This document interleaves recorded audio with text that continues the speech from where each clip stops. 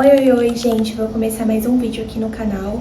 Mais um vídeo sem roteiro, sem rotina, pra conversar mesmo, compartilhar com vocês esse meu período de pós-parto, de puerpério, de mãe de recém-nascido, de amamentação, os itens que eu mais tenho usado, enfim, da nossa rotina sem rotina. Pra você que não me conhece, eu me chamo Vivian, eu tenho uma filha de 6 anos que se chama Lara e agora um bebê recém-nascido. Ele nasceu dia 4 de dezembro e hoje é dia 23, ele tá com 19 dias, eu acho. Ele tá com 19 dias, eu acho que é isso, 19 dias. Ele nasceu dia 4, hoje é dia 23. A gente tá na véspera da véspera do Natal. Eu amo Natal, mas o puerpério ele é meio estranho, né? Então faz a gente se sentir um pouco estranho. Enfim, quero compartilhar e conversar, eu sinto que isso faz bem também pra mim. Nesse período. E aí meu bebezinho tá com 19 dias, eu acredito, hoje, porque amanhã é 24, ele faz 20. É isso mesmo, ele tá com 19 dias. Eu já tenho um vídeo da vida acontecendo com o recém-nascido aqui no canal, mas nem todos os dias são como aquele dia. Tem dias que eu tô muito mais cansada, muito mais exausta, as coisas saindo do controle. Enfim, eu quero compartilhar com vocês da vida. E eu espero que vocês gostem de acompanhar mais uma vez. E é isso. Gente, a minha maior dificuldade para gravar vídeos assim, com maior frequência, principalmente esses vídeos assim de rotina, de vlog, enfim, é porque eu não tenho um tripé decente. Então, eu uso o meu pau de selfie. E aí é tipo ele que tem quebrado o meu galho. E aí eu não tenho um tripé decente, então é muito difícil achar um lugar para colocar o meu celular e ficar testando o ângulo e tal, pra ficar, enfim, né, melhor de mostrar muitas coisas. Agora a gente vai estender roupa, porque a gente tem um recém-nascido. E o recém-nascido gasta muita roupa, como eu já falei pra vocês. Aqui minha experiência com o Oliver, a Lara eu não lembro como que foi, gente. Então eu não consigo ter a experiência dela pra me basear. Mas aqui com o Oliver, eu tenho tido a experiência assim, de muitas trocas por dia. Alguns dias tem menos trocas, tipo assim, são 2 trocas e tal. Mas tem dias que, assim, são 5, 6 trocas de roupa por dia. Aí molha body, molha de leite, molha de xixi, vaza cocô, enfim. Então, eu tenho que lavar sempre. E outra coisa também, né, roupa com leite, elas mofam muito fácil. Então, se não lavar com frequência, muito provavelmente você vai perder uma peça aí pro mofo. E aí vai ter que fazer todo um trabalho pra tirar manchinha, enfim. Mas vamos estender as roupas do nosso RN enquanto ele tá dormindo ali no sofá. E eu tô aproveitando, então, pra conseguir lavar a louça hoje. Consegui fazer uma carne, vou tentar fazer o estrogonofe antes dele acordar. E eu vou estender essa roupinha dele que eu já tinha deixado de molho ontem e hoje eu terminei de bater. Agora ele tá começando a perder algumas pecinhas, sabe? Algumas pecinhas tá começando a ficarem pequenas. Essa calça mesmo aqui, ó, ela tá começando a ficar pequenininha assim, já ficava tipo muito certinha. Esse body também, que foram os bodies da primeira semana, eles estão começando a ficar bem pequenininhos. E aí já tá ficando até difícil de colocar. Mas assim, pros primeiros dias eles foram muito bons, sabe? Porque ficavam bem bonitinhos no corpo.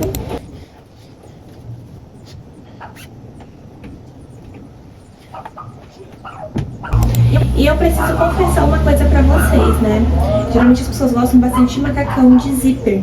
Mas eu gostei muito mais, até então, por enquanto, da experiência com o meu bebê de usar de botão. Me parece mais confortável, principalmente agora que ele é bem molinho. Então eu tô gostando muito mais do macacão de botão do que macacão de zíper. Nossa, o cheirinho é uma delícia de roupa de bebê, meu Deus. Uma dica que eu daria agora pra vocês vivendo. Essas fraldinhas, lembra no meu enxoval minimalista? Eu acho que eu falei que eu tinha... eu não lembro agora. Eu sei que eu tenho, assim, umas 10 pequenininhas. Tenho 3, assim, que é tamanho de ombro. E eu acho que eu tenho 3 ou 4 daquelas grandonas. As grandonas eu uso muito pra forrar as coisas. Forrar o ninho. Enfim, como eu ainda não tenho saído, então eu não forro os lugares. Mas pra forrar o ninho, forrar o bercinho, enfim. Essas aqui eu uso muito, eu gosto muito dessas, principalmente na hora de amamentar, porque eu coloco no peito, pra enquanto eu dou mamar no outro. Eu uso bastante. E eu compraria bem mais dessas daqui, tá? Eu acho que eu compraria pelo menos mais 3, porque eu tenho 3, eu uso muito elas. Então eu compraria pelo menos mais 3. paninho menorzinho, até que eu consigo ter sempre à mão, porque eu lavo muitas vezes. Mas também eu compraria um pouquinho mais, eu acho que não é desperdício, sabe? Porque é um item que a gente realmente usa muito, essas fraldinhas. Porque pra leite, principalmente, assim, pra mim, né? Na minha experiência, pra limpar leite, assim, pra colocar no seio enquanto amamenta, nossa, é a melhor coisa. Então, eu com certeza daria essa dica aqui pra vocês, comprem mais desses aqui, tá?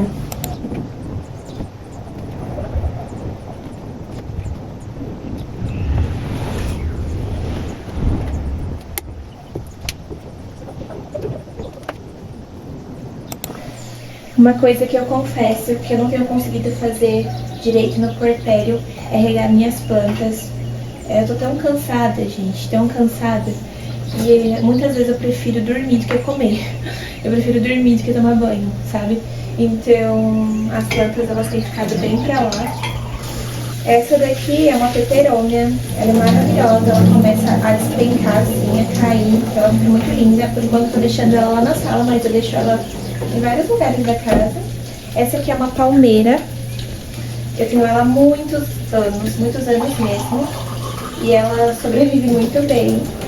Eu já podei ela várias vezes, aí tem uns galinhos secos aqui, mas quando ela tá crescendo assim, ela fica bem bonita também. E essa aqui eu esqueci o nome, mas essa aqui é uma boa planta pra baixa manutenção, porque ela tem as folhas grossas, então ela não precisa de tantas regas. E eu gosto sempre de regar elas em um lugar assim que dá pra água ir vazando, porque aí não sobrecarrega o solo. E elas ficam com a quantidade que elas precisam, o restante vai embora. Então, plantinhas regadas, graças a Deus.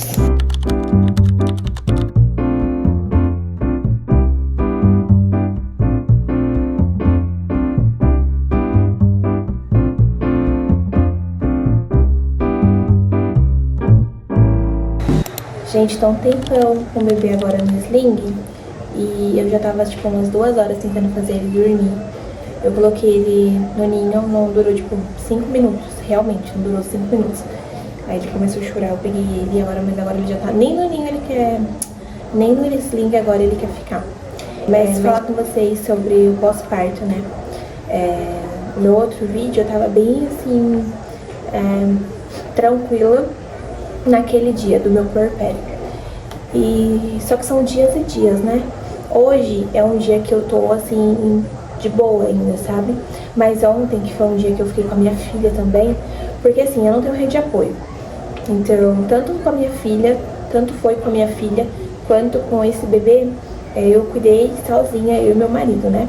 Só que o Alan, ele trabalha muito, então, ele ficou um pouquinho assim comigo depois que a gente chegou em casa, acho que ele ficou 3 dias, 4 dias, que a gente ficou 4 no hospital, e aí ele ficou acho que depois 3 dias comigo aqui em casa, mas ele trabalha muito, então acaba que eu fico com as funções assim, né?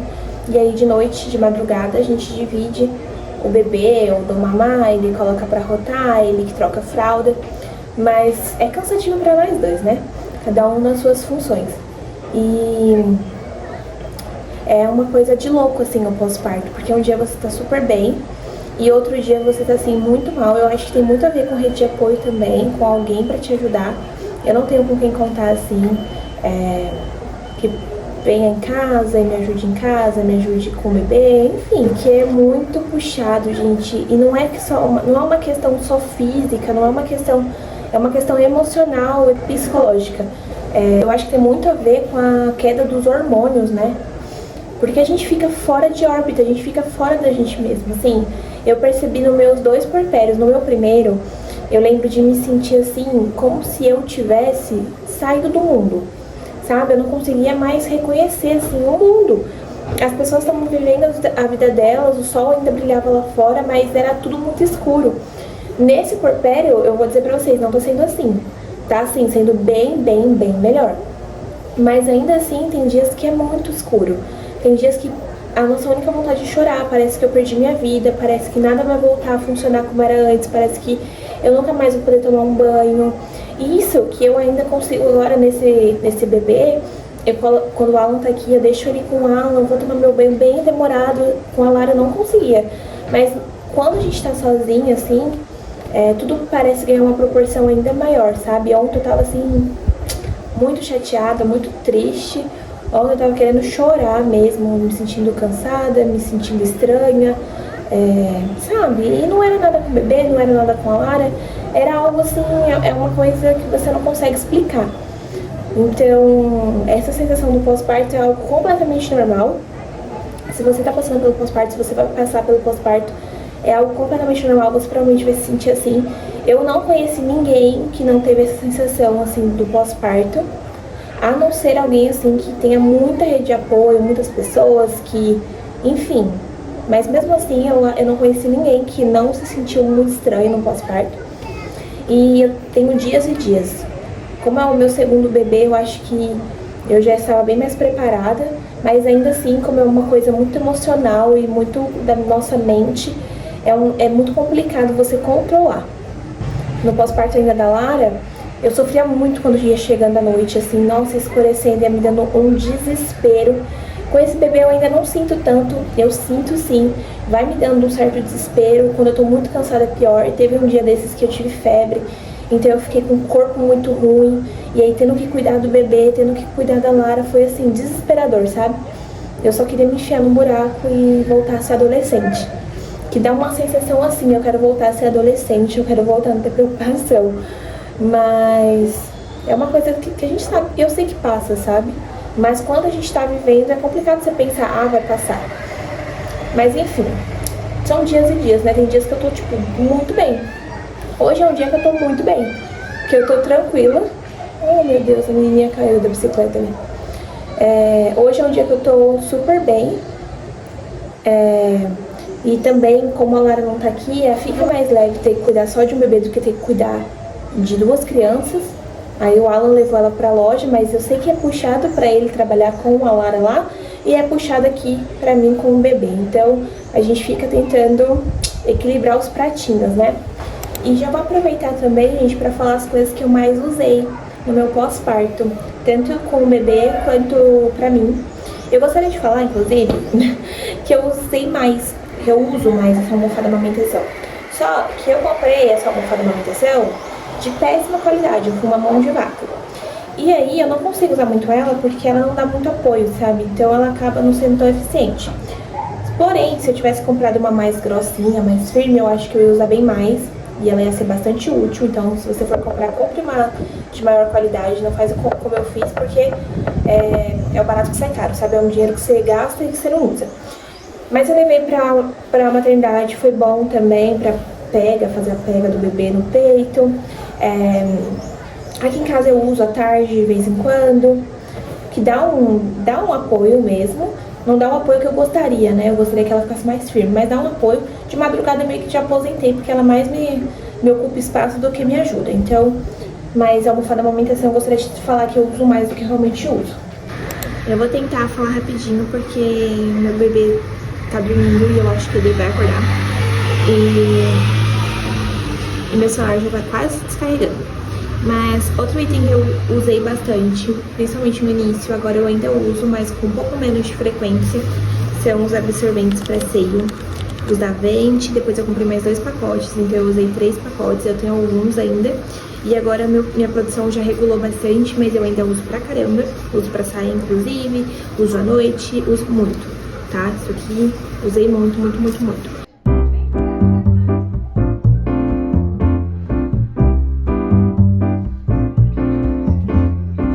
Esse vídeo eu acabei fazendo vários recortes, porque não foi um vídeo assim de rotina, nem de nada, então eu só fui conversando com vocês. Hoje é um outro dia já, e pra encerrar esse vídeo falando sobre os itens que eu mais usei comigo no pós-parto e com o bebê, o sling com o bebê é uma coisa que vocês veem sempre, então é um dos itens que eu mais uso, é algo que eu compraria novamente.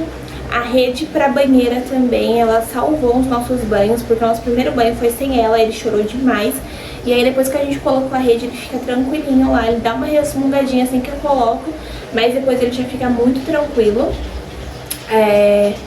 Comigo eu usei muito o absorvente para seio, mas não usei tanto a rosquinha, porque a rosquinha ela enche muito de leite, encharca, né? Agora a minha produção já regulou bastante. Mas quando ele tava com muito leite, aí encharcava muito e eu não conseguia usar. E no começo, que é quando tá mais fissurado, você precisa mais da rosquinha, né? Então agora eu não uso tanto porque já não tá tão mais fissurado e também minha produção já regulou. Então agora daria pra usar. Mas no começo, que sai muito leite, você tem que trocar de rosquinha tipo a cada 5 minutos. Então você não tem essa quantidade de rosquinha pra trocar. Então acaba que ficou um item meio inútil, sabe?